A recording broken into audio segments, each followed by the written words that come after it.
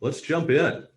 My name is Chris Jones, Sunbelt Business Advisors, president of Sunbelt. We are Minnesota's largest seller of companies. We are also part of a nationwide network of Sunbelt offices that are the world's largest seller of companies. And we're going to be talking about opportunity zones today, and I'm happy to be moderating because we have a lot of clients asking us about this. We have current projects we're working on specifically with business sellers and buyers that are starting to use opportunity zones. So we reached out to some of the experts we'd heard about in the market, and Tony, Halata, and CLA showed up at the top of the radar. So I'm pleased to introduce Tony Halata, managing principal at CLA, and he's going to educate us on opportunity zones and answer your questions today. Tony, welcome to the webinar. Thanks for your time. Thank you, Chris. Thanks for having me, and good to be with all of you today. Very passionate about this particular topic. It really is an incredible time in the marketplace, and congratulations to the people who are on this call. I think your timing is probably pretty good from a business sale perspective. We're seeing a lot of activity, Chris. I think you're probably seeing it as well. As a firm, we serve more closely held business owners than any firm in the country as far as CPA firms, and we're seeing tremendous deal flow. A lot of activity that didn't happen last year during COVID. There's a lot of pent up demand, and then where tax rates are, the economy. And I'm going to touch a little bit on the economy for all of you on the call today to just talk a little bit about that and what maybe the next 6 to 12 months may bring us, because everybody who's looking to sell a business or acquire a business would like to know what do we think those businesses are going to do in the next 6 to 12 months as far as top line and bottom line, and what is the economy going to provide as far as support. So we'll get into that. But before we go there, I wanted to just share with you, and Chris, I'm just trying to change the screen with my button here, and now that we've enlarged the screen, I'm not able to do that, but oh, there we go. There you go. Okay, got it. Real quickly, just to share a little bit about CLA and who we are, and then a little bit on my background before we get into the conversation today about opportunity zones. CLA is a professional services firm. We're the 8th largest CPA firm in the country with national offices. We have over 140 locations throughout the country, and we're the largest firm in the country that provides the services that we provide, which is wealth advisory services. We're an SEC registered investment advisor, and that's the division that I'm a part of. I joined the firm in 2001 to actually build the wealth advisory practice. I was at Nuveen Investments, which is one of the largest money managers in the world, before I came to the firm in 2001 to build the wealth management practice. So like all of you on the call, I'm an entrepreneur myself. My father was an entrepreneur and an immigrant from Germany, and built a auto dealership business, Ford and Chevrolet business. So I grew up in a family business as well before going out and doing my own thing. We're the largest outsourced accounting firm in the country. And so for a lot of companies, we serve as the CFO and controller for those businesses in our outsourced accounting. And then we provide the traditional accounting services, which is audit, tax, and consulting, like most other accounting firms. This slide here needs to be updated. We're now at 7,000 employees. We just acquired a very large firm in the Northeast that was a $100 million firm. When I joined the firm, we were about a $50 million firm in 2001. Today, this year we'll do about 1.4 billion of revenue, and we are targeting about a $2 billion in revenue in the next 5 years. So we're a growth company in growth mode, and our whole focus is serving the closely held business market. And then as far as my background, as I mentioned, I joined the firm in 2001 to build the wealth management practice. We had 3 people and an idea. Today, we're about 200 people in wealth management. We have about 9 billion under management. We're a fee-based advisor. We're big in private investments. We do a lot in private real estate, private credit, and private equity, because most of our clients made their money in private business ownership. And then we have a capital markets group as well, where we raise capital for real estate projects. So we have 1,200 real estate developers and operators as clients.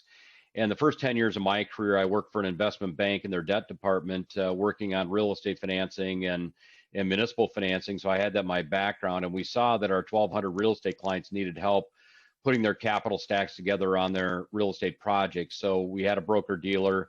I wrote a white paper, submitted to the board, got approval, and so today we have a very formidable real estate capital markets practice, and there's a lot of projects around the Minneapolis market and throughout the country that we're actually raising the capital, putting the capital stack together. And that's really was what set the foundation for CLA and why we decided to be a national leader when Opportunity Zone legislation came out.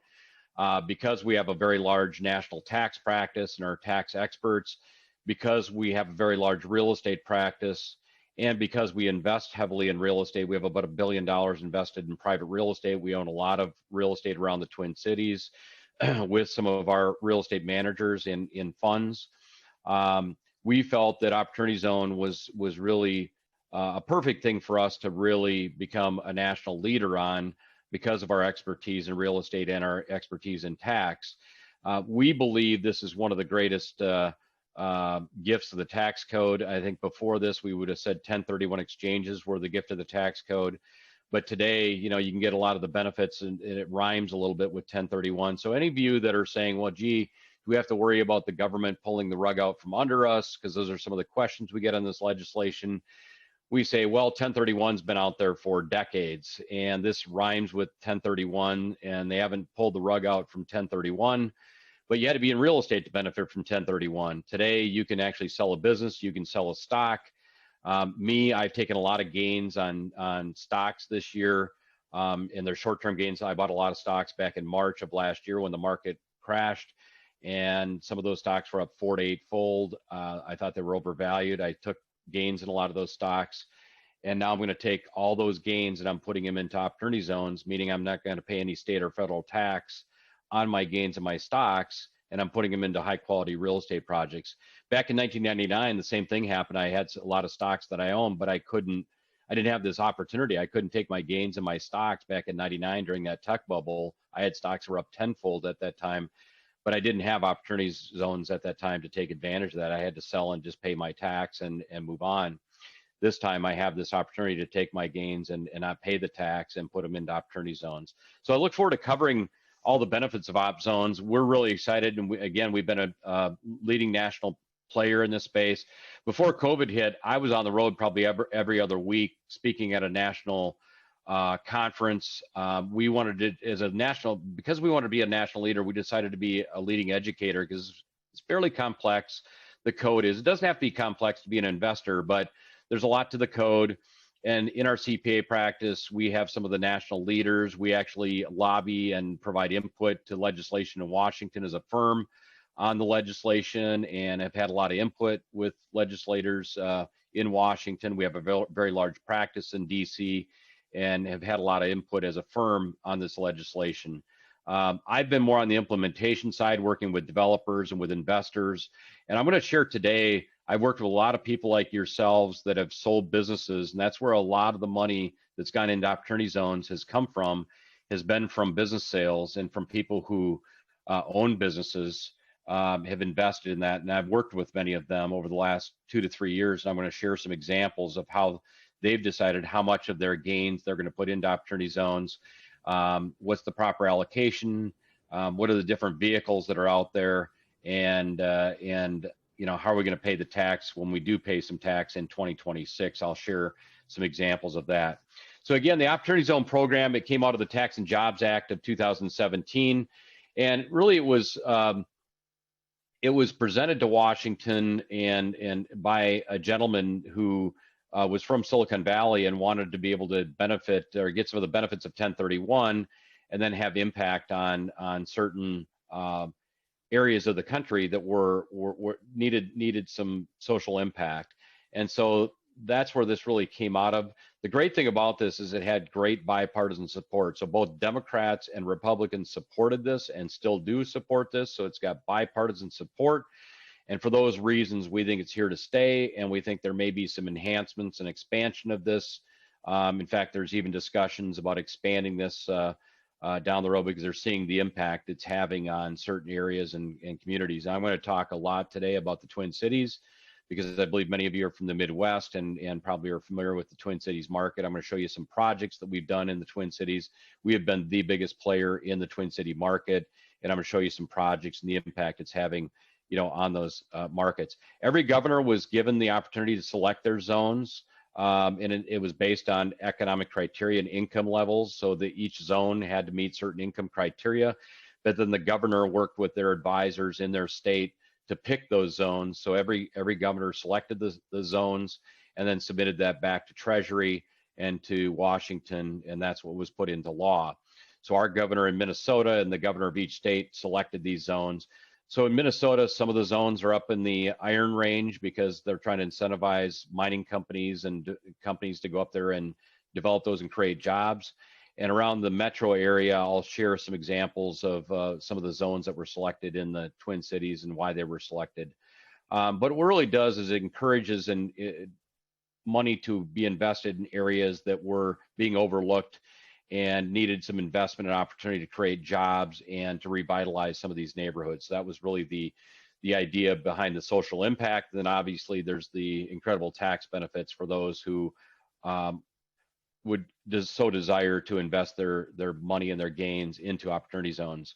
The thing I will tell you is we've seen people who have invested in these, from people who have small capital gains in stocks to some of the largest family offices. So I work with Steve Case's family office. He actually brought a team in to go invest in opportunity zones. If you remember Steve Case, he's the gentleman that founded America Online and sold that to Time Warner for several $billion.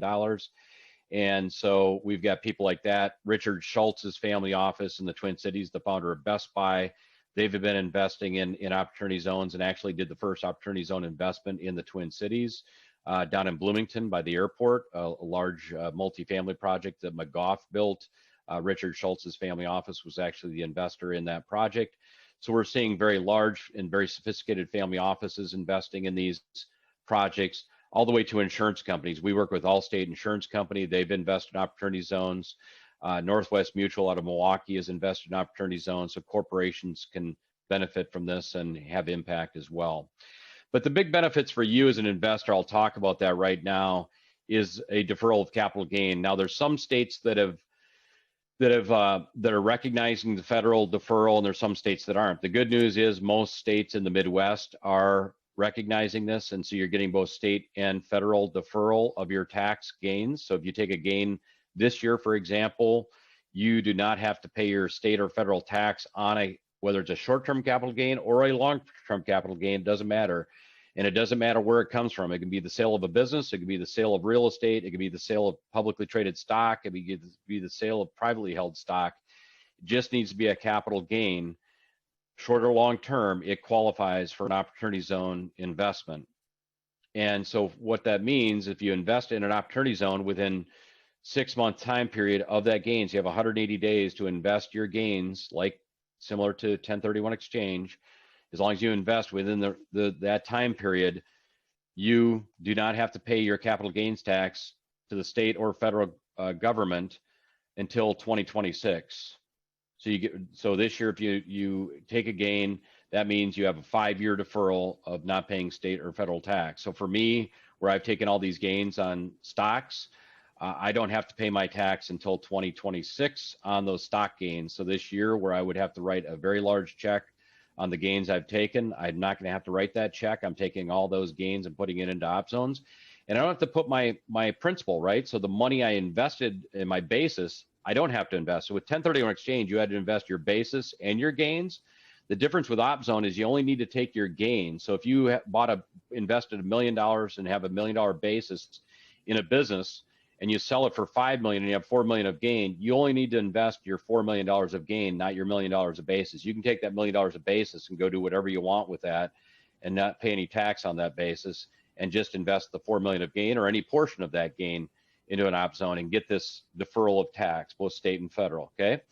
Then you do pay the tax. I'm going to add to that real quick that we see that so often, your $5 million example, where a business owner wants to sell, they're personally ready to sell, but from they look at the tax bill and it stops them. Right? They don't have a great tax strategy. Their accounting firm may not be well informed. on using this kind of tool. And they would like to sell, but they look at that tax if they realize all that gain, and it stops them from moving forward on selling their company. So so many people know about 1031. We're finding very few know about opportunity zones the way they should, and how it could affect specifically a business sale, especially. Yeah, no, that's great. And thank you for bringing that up, because what we're doing, we had always done a lot of 1031s, because most of our clients, when they sell their business, they're also selling the real estate. What we do is we come in and help them with the 1031s and help them find projects or property to do the 1031, and help them implement a 1031 exchange and find good income producing real estate that's safe and stable.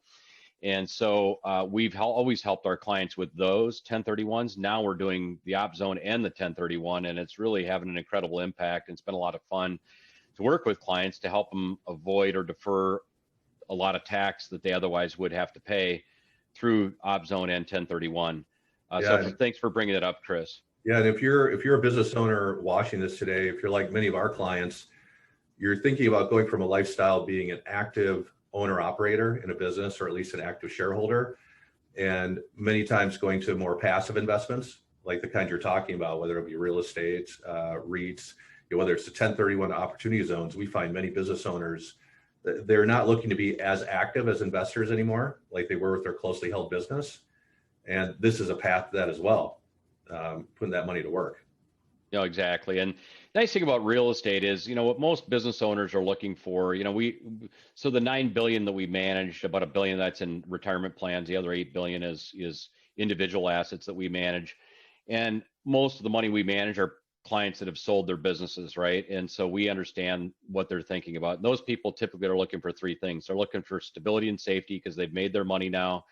They don't want to lose it. They're looking for income, because now they don't have their income from their business unless there's some kind of earnout or something. And they're looking for to keep up with inflation. And the beauty about real estate, it probably does that better than any other asset class. So we love real estate. That's why we're such big investors in real estate. It's a wonderful vehicle. It's got a lot of stability, a lot of safety if you do it properly. I'm going to show you some charts and educate everybody on the history of real estate as an investment.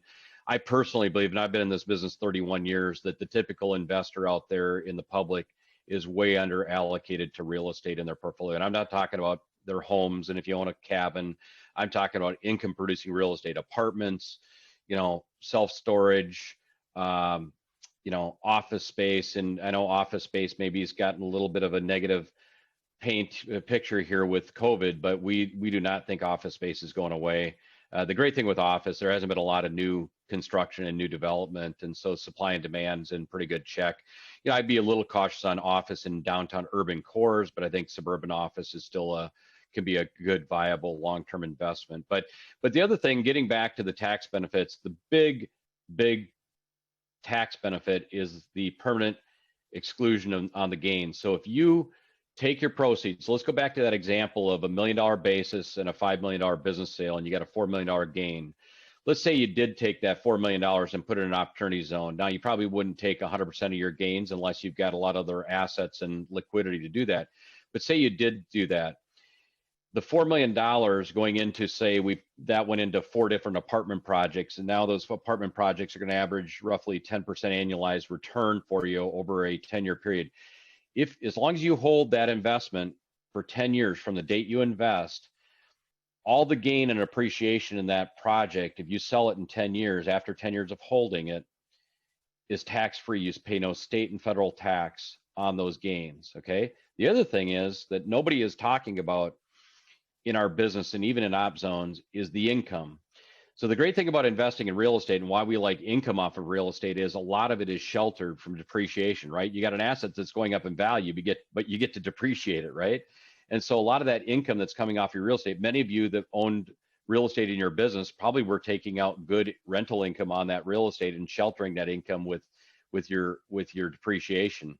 So the beauty with op zones is there is no pickup in basis on the end. So when income gets paid out, so let's say you invest in some apartments that are paying 6 to 8% a year once they're built and stabilized, and you're getting a 6 to 8% cash on cash income stream during the life of that. that income, a lot of that income is sheltered from both state and federal taxes because of the depreciation schedule. Well, what that normally does is it lowers your basis in that property. And then when you go to sell it, you pick that lower basis up in a capital gain. But with op zones, as long as you hold them for 10 years, there is no pickup in basis. So all that income that was sheltered is truly state and federal tax free. So if you're getting 6 to 8% income and it's sheltered, every dollar that's sheltered is really like municipal income, municipal tax free income. Municipal bonds are paying 1.5 to 2% right now, tax free municipal bonds. Here you're getting 6 to 8%. That's almost like muni income that's sheltered and tax free. And nobody's talking about that out in the marketplace, but us that I've seen whenever I speak at a conference. And that's my background is fixed income and municipal bond. Nuveen invented the municipal bond, so that's a big part of my background. So that's why I'm talking a lot about the income coming from op zones being. And if tax rates go up in the future, then that tax-free income is going to be even bigger and more important.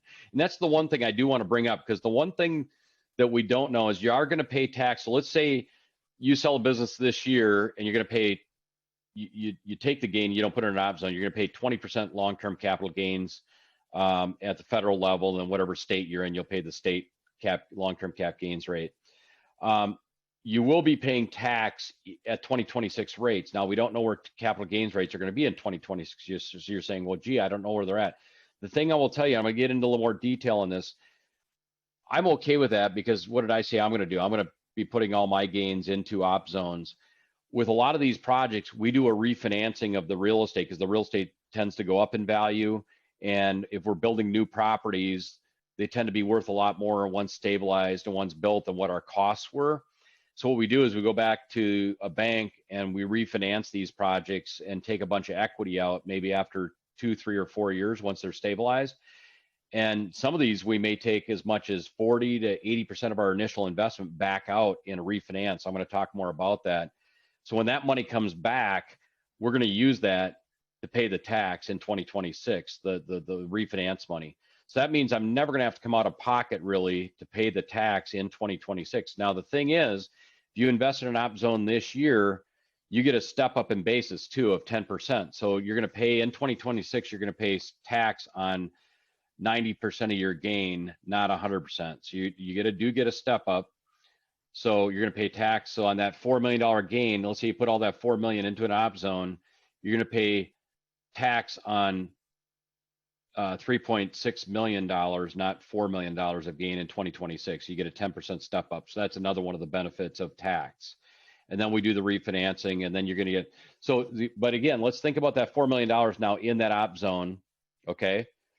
You're going to get some income, let's say in 3 years, once the property's built and stabilized. Most of this is new construction. We got it because in order to meet the criteria of an op zone, you have to more than double your basis. So if we buy the land for $1 million, we got to put sticks and bricks on top of that land for at least another $1 million to qualify. So most of this is going to be ground up construction, although there are some rehabs where we might buy some existing properties and put a lot of money into those projects to rehab them. But typically you're going to start getting cash flow in about 2 to 3 years, depending on the property type, and start earning maybe 5, 6, 7, 8% income, in that 3rd, 4th, 5th, 6th, 7th year.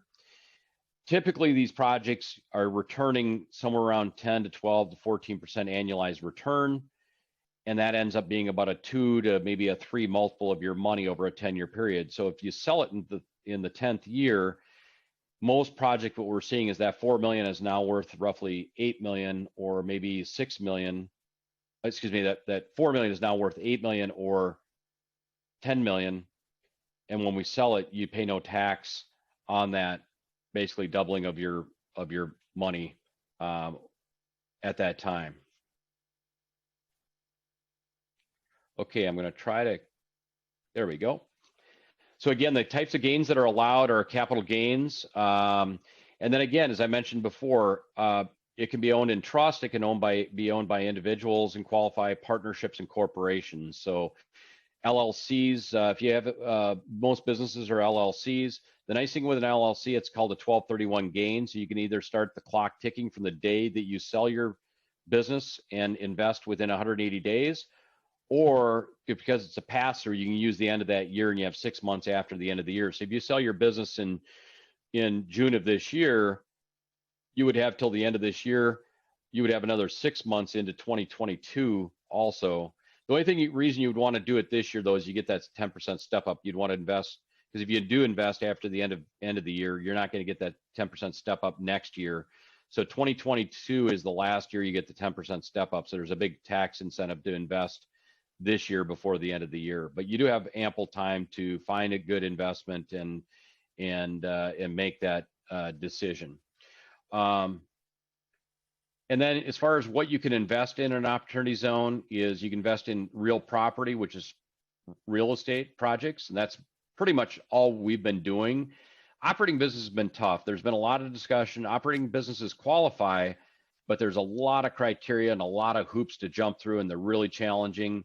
But again, it can be done, investing in an operating business in an op zone, but there's just a lot of criteria, and there's a lot of, the business has to generate so much revenue from within the opportunity zone, which makes it challenging for a lot of businesses to even qualify. So real estate really is the perfect asset, and especially for all of you that are on the call, if you're looking for stability and income and safety and taking this money off the table and you want it in a good place, real estate's a wonderful asset class to do that with and generate income.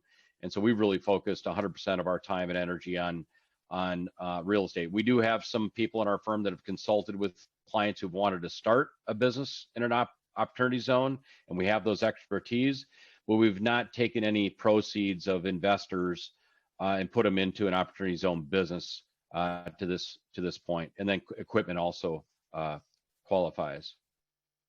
As far as dollars going into opportunity zones, it started out a little slow because it was very technical and there was a lot of information out there. So that's why we were out speaking and at seminars and conferences around the country, because there needed to be a lot of education on this. But Steve Mnuchin, who was our former Treasury Secretary when this was passed and brought into legislation, he quoted he believed there's going to be $100 billion of capital that would be invested in opportunity zones in the following 12 to 24 months, and he was right. We did have about $100 billion that was invested. We at CLA were in 1 year we were about 4% of the market that we represented as far as opportunity zones. And then we've also consulted with a lot of funds, a lot of developers, and have helped a variety of different people execute and implement opportunity zone investments.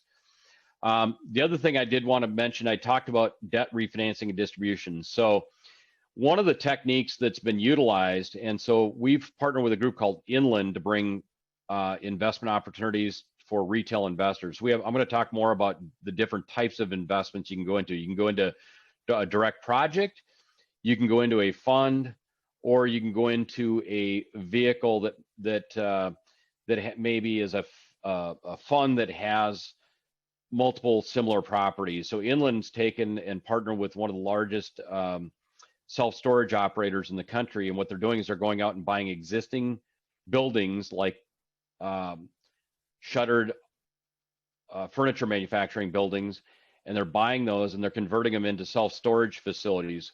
What Inland is doing is they're raising all the investment capital as equity. They're putting no bank debt on these properties. They're converting these things. It takes them about 12 to 18 months to get them converted into self-storage, and then they'll be finished. They've got 5 of the 10 properties identified right now. That is open for investment right now. But then what they're doing is in about 3 years, they plan to do a major refinancing at about 75% loan to value, and they're going to send back 75% of the capital paid in back to investors. So the way the legislation reads is that we can do that after 24 months of your investment. So if you invest today, we cannot refinance and pull out refinance dollars out of this real estate for 24 months. Otherwise, it disqualifies your opportunity zone investment. So that's where I get back to this whole refinancing thing. That's where we're going to be pulling a fair amount of, because part of what we like to do in real estate is try to get our initial basis off the table as quickly as possible. And one of the ways we can do that is through non-recourse refinancing, where none of us have personal guarantees on the debt, but we're refinancing the properties. And as long as we have good cash flow and stability, we feel comfortable with that, and we can return that capital to you. You can go do whatever you want with that money when we distribute it to you. And you get all the tax benefits, the tax deferral, and the income that's going to come, down the road. But you've gotten a big chunk of your capital back on these projects. So on that one, you're going to be able to put your money in, do a refinancing in 3 years, get 75% of your money back, still have the investments, still own the investments, get all the tax benefits.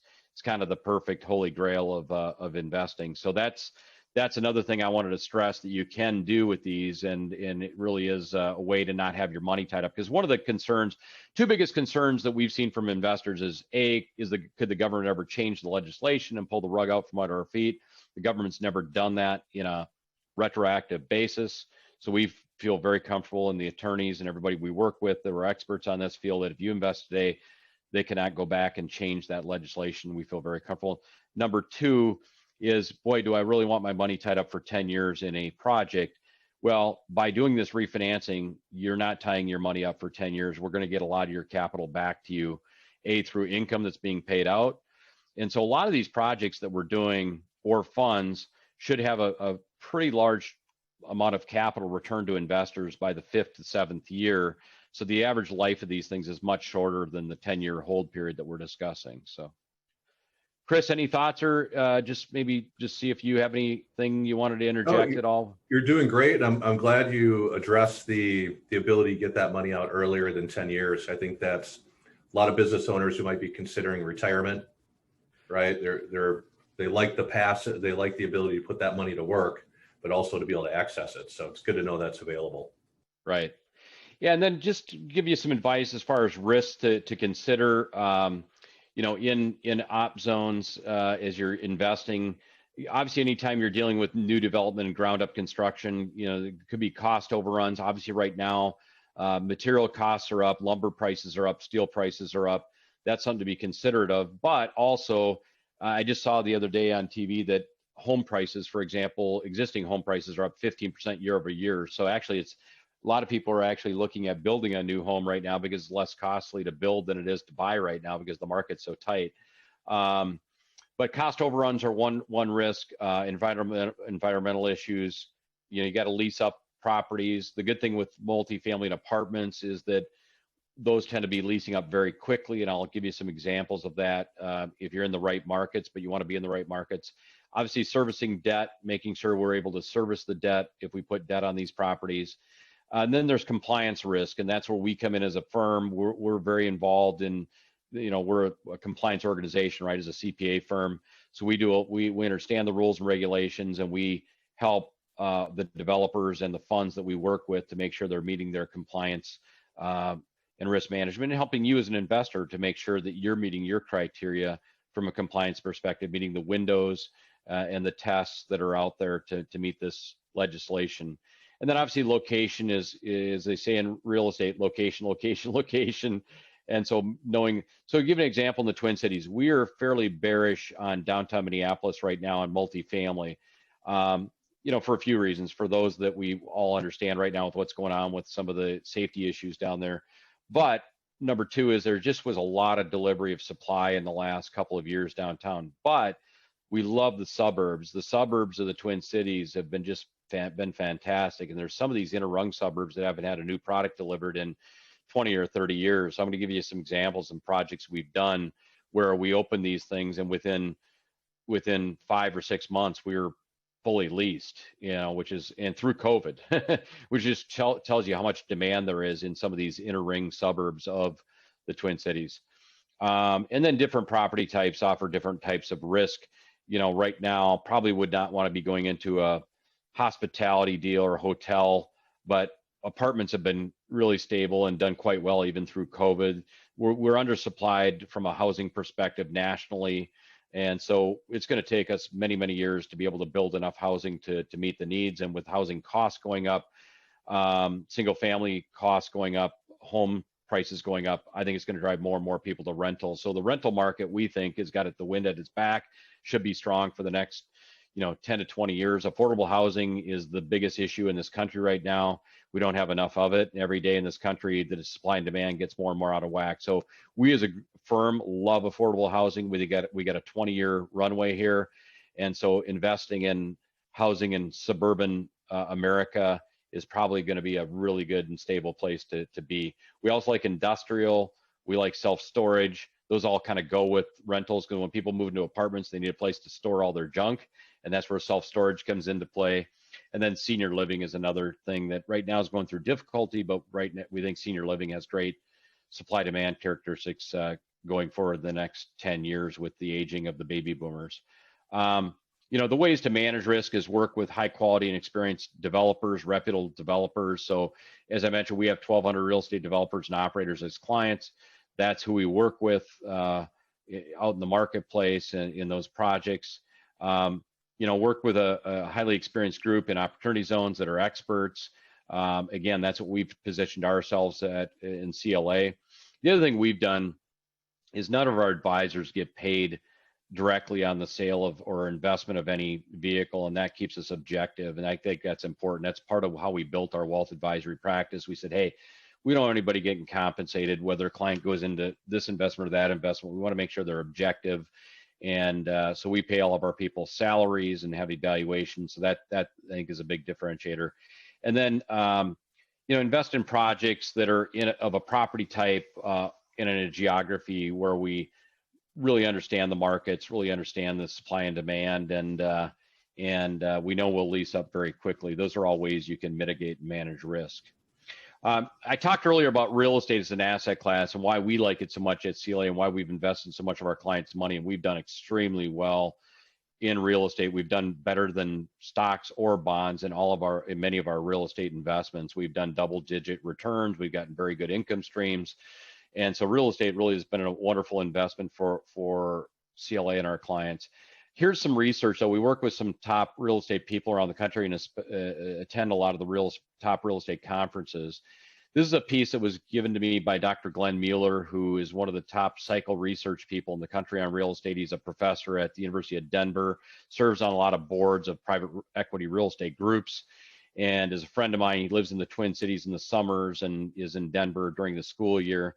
But anyway, in the last 81 years, you can see that real estate has only had 5 negative return years versus stocks have had 4 times as many negative return years, and bonds 21 negative return years.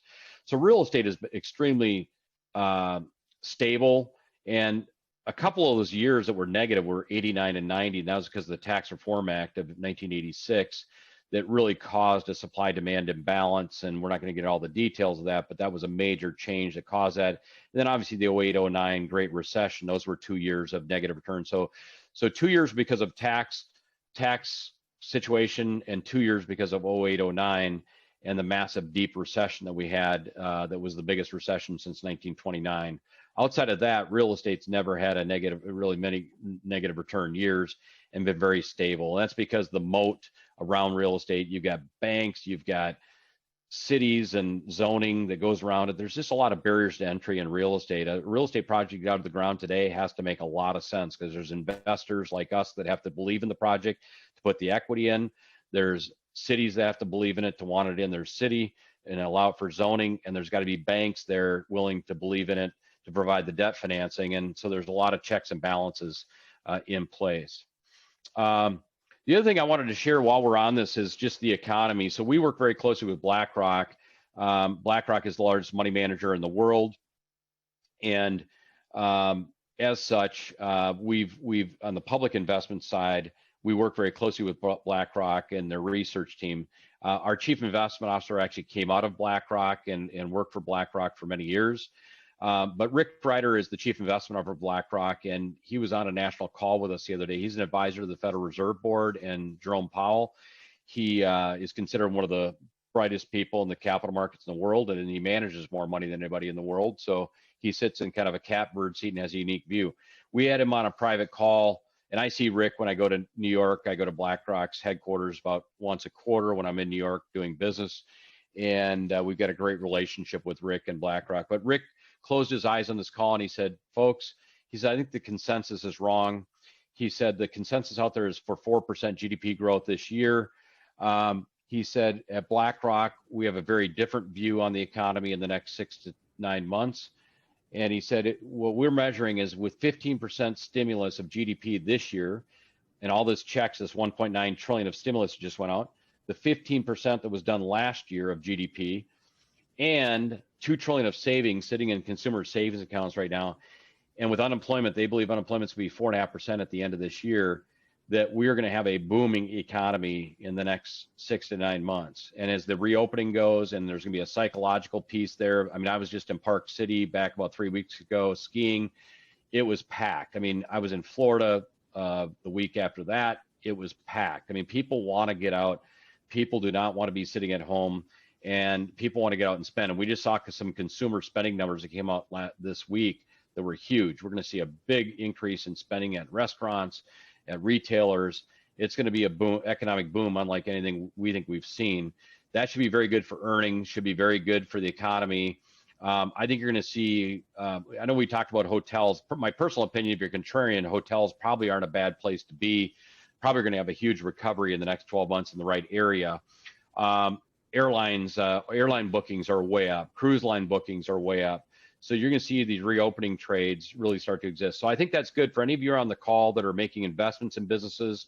I would guess that the businesses you're buying are probably going to have a high probability of hitting their earnings numbers and maybe even exceeding that. And those of you selling a business, and if you're investing money in public company stocks, there's a lot of public companies that probably are going to have much higher earnings than their current estimates. So we think the earnings estimates are going to get ratcheted up. And for that reason, you're probably going to see the stock market go higher. Plus, there's a ton of money and liquidity in the system. 20% of the money supply in the system right now, all was put in the system in the last 12 months. And money supply has a direct impact on asset prices. So we think there's going to be some short-term inflation. I do believe, though, and I'm a fixed income, I don't think interest rates are going to go as high as people think, because we just have too much debt globally. And so we think that maybe the 10-year treasury peaks out at around 2.25%, 2.5%. We're at 165, 170 right now. So a lot of the damage in the bond market's been done on the longer end of the curve. Short rates will probably go higher as the Fed needs to start pulling back on the reins. But I think the labor market, when I'm telling leadership at our firm, and as we mentioned, we employ 7,000 people, I've told our leadership that we need to be on our game right now, because I think the labor market is going to change very quickly. We're going to go from a very loose market to a very tight market. So just be aware of for all of you, for your employees, I think this labor market is going to turn on its head.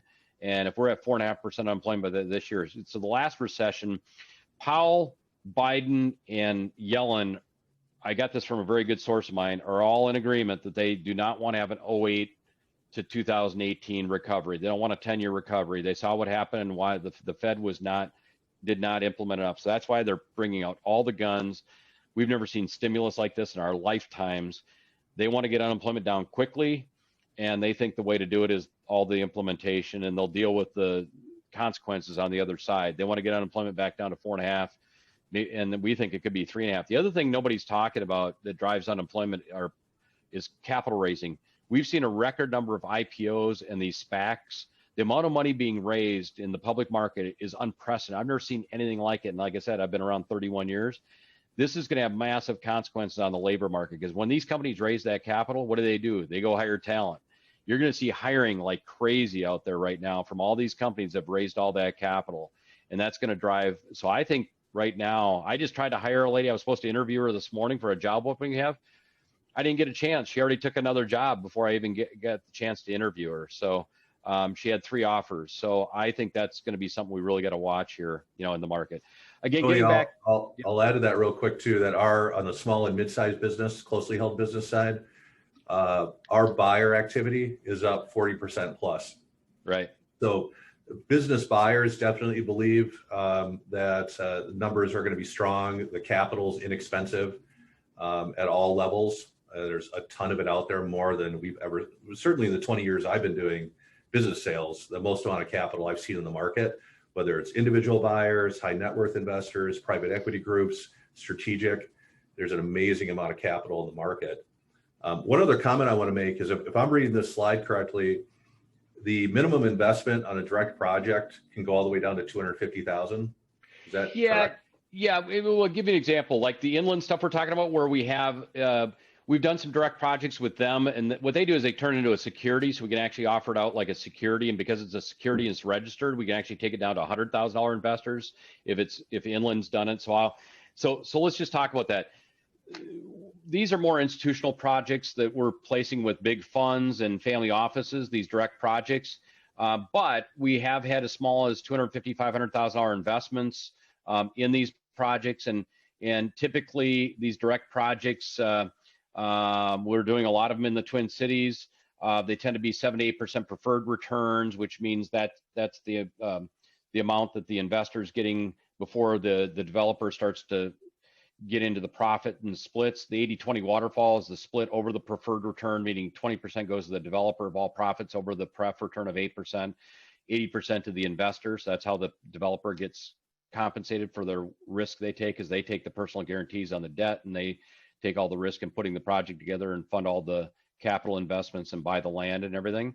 And then there's typically a developer fee of 3 to 5% on those direct projects. But let's just take a look at the direct projects that we've done that all of you may be familiar with if you're around the Twin Cities market. In the top left-hand corner is a deal we did up in Robbinsdale. This project opened in February, done by the Beard Group. We're actually doing the project right below that with them right now. We just funded the South St. Paul deal that's going to go in the ground in 30 days. The one on the top is already built and completed. We opened that one in Robbinsdale in February of at the end of February in 2020. So COVID hit in March. That project was 97% leased by the end of June. So that shows you how much pent-up demand there was for a high-quality project in Robbinsdale, because Robbinsdale hadn't had a new apartment built in 25 years of this quality and caliber. So that thing filled up immediately, and we're seeing that around the Twin Cities and other markets. The lower right-hand corner is a project that a big fund, the biggest opportunity zone fund in America, I just had lunch with them yesterday here in LA. They've done $3 billion funds. They're on the Morgan Stanley platform and UBS platform. That's where they get most of their money into their fund. They take down our project group called Bridge. They invested with a local developer called Bob Lux from Alatus. They actually were putting the city of Columbia Heights city offices at the base of this. And then it's going to be apartments above this. It's right on Central Avenue in Columbia Heights. That's in an opportunity zone. That project's under development right now in construction. If you drive up to Central Avenue, you'll see a major construction project and see this being developed. We expect that to be completed later this year, and we'll start leasing that up. The biggest project we were involved with, this was a $30 million capital raise, and that group called Inlet out of Chicago actually took this down on their platform, and then they put it in a security and bring it out to retail investors. So we had retail investors from the Twin Cities falling all over themselves. This happens to be out right outside the doors of the XL Energy Center. It was probably one of the best developable piece of land in the Twin Cities. One of my clients was going to develop it, and we were going to do it anyway. He came to a conference I held at Wayzata Country Club, and I put on a presentation on opportunity zones. He didn't even know what they were at the time. And he went home and checked that night and called me the next day and said, Tony, you know that project we're doing in the parking lot of XL? Well, that's in an opportunity zone. I said, no way. I said, that's the best piece of developable land in the Twin Cities. And he goes, no, it's an opportunity zone. So the governor, obviously selected it as an op zone. They wanted it to get developed, and that did help raise the money. So we raised $30 million in a month on this project. It's a apartment project, which is going to open here this summer. And then it's a Courtyard by Marriott hotel. So it's going to be apartments and hotel there right next to XL Energy Center. And again, that's an op zone investment. And we've got a lot of local business people that invested in that. The bulk of the money that went into that was from around the Twin Cities. And then as I mentioned, that lower left-hand corner, that's in South St. Paul. We're really excited about this because, again, South St. Paul hasn't had any new deliveries of new product in 25 years. It's a great market. We think it's going to fill up really quickly. That one's sold out, though. We had 3 family offices invest in that. We had a family office out of Chicago that took down $6 million of that. It was $11 million equity raise. We had a family office out of Colorado Springs that did $3 million. And then we had 2 local tech investors from the Twin Cities that put $1 million each, who just sold a portion of their tech company and invested in that one. So those are some local projects we did. The other thing we do is what I've done primarily when I've worked with people that have sold businesses. And I want to wrap this up because I want to save time for Q&A, and I got to get to catch my flight here. So we're going to have a hard cut here at 12. But I tend to like to see people go into a diversified fund, meaning you're going to be in a fund. So we have a fund called Arden. It's a group out of Philadelphia that we've invested a lot of money with. I've put a lot of my personal money with Arden. They're a national real estate manager, and they do hotel, office, and industrial and multifamily. We've done an opportunity zone fund with them. We got about $150 million in that. We own a student housing project in UNLV that's up and opened and 100% leased. We've got apartment project in the suburbs of New York that we're doing with them in the fund. We've got a Nashville multifamily we're doing with them. And so we've got 2 more multifamilies that are going to be putting in that fund. That fund's targeting a 10 to 12% annualized return. Typically, these funds have a 1.5 to 2% management fee. But just think about it, that you're putting the money into the fund. It's going to be, your risk is going to be spread across 5 to 7 properties. You're getting diversification. You're reducing your risk a lot. You're going to get income and all the tax benefits of a fund. But you're going to reduce your risk by being in the fund. That's the benefit of a fund. And you can go in for small quantities. You can go into this for $100,000 minimum into a diversified fund. So I almost always have, no matter what size the investor is, I say, let's put some money in the diversified fund, and then let's go out and see if there's some other projects we invest in. And I try to build a portfolio for clients of diversified projects for them. Now, to give you some examples, I've got a client that sold a business for $180 million who decided he's actually going to take a bunch of the proceeds, and he's starting his own family office. He's an expert in manufacturing, and he wants to go buy family manufacturing companies as part of his future. So he wanted to take a bunch of the money and put it aside for that. So he paid tax on that, put that aside to go buy. He took some of the money and put it into bonds and some stable stuff and really safe stuff. And then he's took about 20 million of that and put it into opportunity zone investments. We had talked somewhere between 20 and $40 million, but that's because he wanted to go out and take a lot of this. He's still relatively young, in his early 50s, and he wants to go out and buy businesses, turn them around, and take them to the next level because he has that expertise and that gift. And so he's out buying businesses right now with a bunch of his money. I've had other people that have sold businesses, sold a piece of their business. I had a person that sold a piece of their software company, took all the proceeds and put 100% of their gain into OpZone vehicles, funds, and we built a portfolio for them, because they are going to still have their income of the business, and they still have a lot of other money on the sides, and they didn't need this money and need the liquidity. So we've had it range from 100 people taking 100% of their gains and putting it in OpZones to, 10 to 20% of the proceeds and gains going into OpZones. So everybody's different. A lot of it depends on your liquidity needs and that, and we'd be happy. And we've got a pretty good feel, because we work with so many clients, as to what's appropriate, what's not appropriate, and from that perspective. This here, and again, you'll get a copy of this, but this is an example of an OpZone fund and the criteria to invest, and the preferred returns and some of the terms that are in there. Again, typically the economics, you're looking for anywhere from 8 to 12% annualized returns. Again, that's pre-tax. Once you add in the tax benefits, it ends up adding about 300 to 500 basis points a year. So you're really getting a taxable equivalent yield of maybe 12 to 15% annualized return over that 10-year hold period. And you don't have to hold it for 10 years, but my opinion is I wouldn't want to invest in an OpZone if I don't hold it for that period. But again, we can reduce that life by the refinancing and all the cash flow coming off. So think of these as typically more like a 5 to 7 year average life, because of the refinancing money we're going to pull out and the income that we're going to be pulling out during the life of it. So again, you'll be able to keep this. The other thing I want to share with you is some great resources we have on our website. You go out to CLAconnect.com and type in opportunity zones. You can find a plethora of white papers, research, webinars, and resources that we have. We've got brochures out there you can print out. We've got all the projects we've funded. We do projects all over the country. I just showed you some that we've done around the Twin Cities. I would recommend, if you are in the Twin Cities, drive by some of those projects that I showed you. You can go take a look at them, see the quality, see the neighborhoods.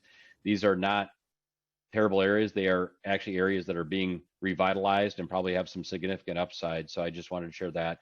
And again, my contact info is here if you'd like to reach out to me.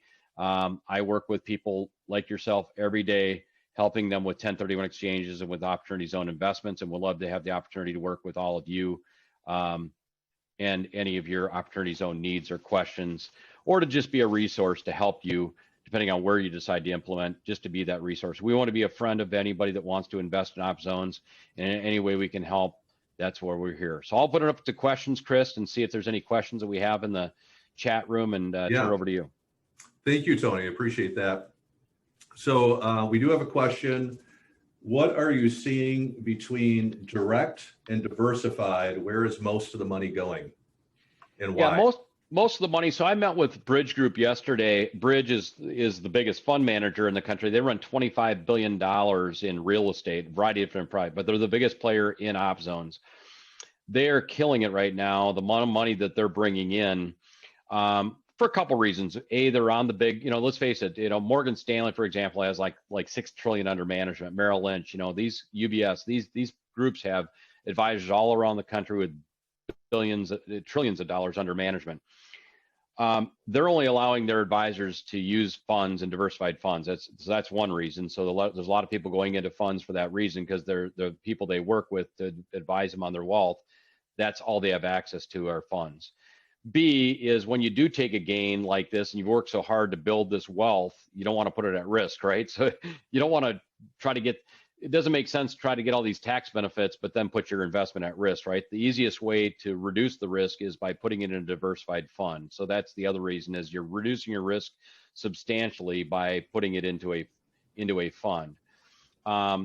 Yes, you're going to pay a little bit more in fees for that, but you're getting a lot of expertise. I mean, I work with Bridge on our projects, and the amount of due diligence, the amount of work they do is impressive. I mean, every week we had a call with them on a project. They're doing another deal in Brooklyn Center with us coming up later this year. I was so impressed with the due diligence and the work. They come out, they do on-site visits, they tour the site, they research the areas, and they already know each market. They only invest in certain markets in the United States. They've already done all that research and know which markets are good and which ones are bad. And so then they go out and look for projects in those markets. So that would be the benefit, is access to great deals and deal source. And then on the direct project side, the benefits there are, if you have enough money to invest, you're going to reduce your costs. You're going to get maybe a little higher returns. And the other thing is you can have social impact. I think a lot of people like to see money going back into their local communities. That's the great thing with OpZone, is you're having an impact. You can drive by and say, hey, I own that property there.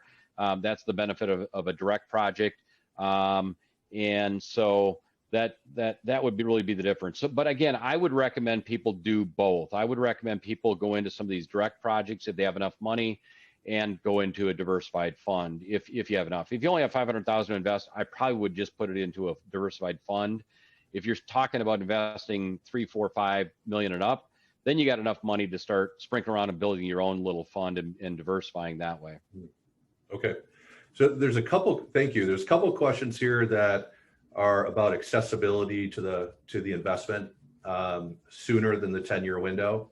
So could you just cover again, let's say it's a smaller business sale, and that business owner only wants to invest $1 million, and they're going to take some chips off the table. They're going to take $1 million in cash, and they've got $1 million that they're willing to risk from a liquidity standpoint. And maybe they paid off some debt, cleaned up their balance sheet, their personal balance sheet, et cetera. But they got $1 million that they're comfortable risking. If they're 5 years in, what are their options for accessing the capital? Or does it only make sense to go the full 10 years? No, I mean, if you go to direct project, you can, you get tax benefits. So if we go back through, and I didn't want to get in all the detail, but if you hold it for 5 years, you get, you don't get the full 100%. You get about 70% stake and benefit. If you hold it for 7 years, I think you get 80%. So I'll get all those details. So you don't have to hold it for the full 10 years, but my personal opinion is I hate paying taxes. So why not hold it for the optimal time and avoid all the tax, which is 10 years. So you don't have to hold it for the full 10 years to get a lot of these tax benefits. You can hold it for 5 years, get the deferral, and get a step up in some of these benefits. So you don't have to hold it for that period. I would say when you go into these funds, though, there's not a lot of liquidity to get the money out. If you go into direct project, we could always find another investor that would want to take you out. But when you go into these investments, you typically don't want to go into them thinking, oh, gee, can I get access to that money? Because when you go into an illiquid investment, it's illiquid for a reason.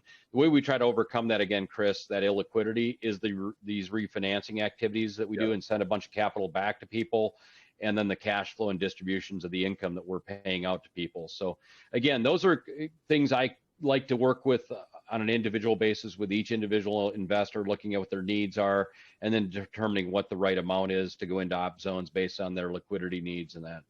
Okay.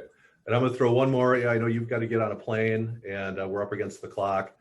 But if someone, a business owner or other investor on this call, wants to get a better understanding of the available deals to invest in now, what's the best way for them to look at that and consider that? Yeah, I'd be happy to show anyone who's on the call that wants to see all the things that are available. I would send that to them. You can go to my, just email me or reach out to you, Chris. And if you want to forward and connect me with those individuals, but here's my email address right there. I'll be on it on my flight today. If you want to reach out to me, I can respond while I'm in the air today. I'd love to get back to you. I'll be back in the Twin Cities tonight. And, but just email me at tony.halata@claconnect.com. And then there's my direct number. Actually, let me just, Chris, if you can write down my cell phone number. Cell phone right now is probably better with everything that's going on to get a hold of me.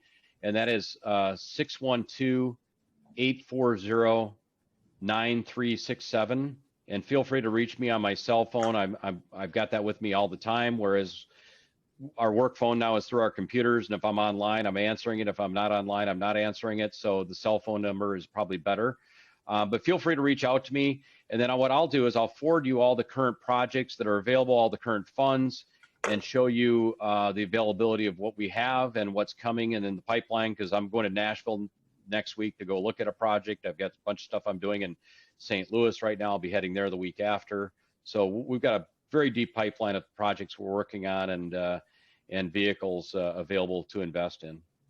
Great. Tony, we appreciate your time. I'm going to encourage, whether you're a business owner thinking about an exit or an investor in another area, I would encourage you to reach out to Tony and his group and at least get educated on this tax deferral strategy and this wealth building strategy. I'm shocked by the number of people who don't know about it, that know about 1031s, who don't understand opportunity zones and how beneficial they can be. So we want to spread that education. Tony, we really appreciate the time today. Thank you. Thank you, Chris. Thanks for having me. And it was a pleasure to be with everyone. Take care. Thanks to all our attendees as well. Thank you, everybody.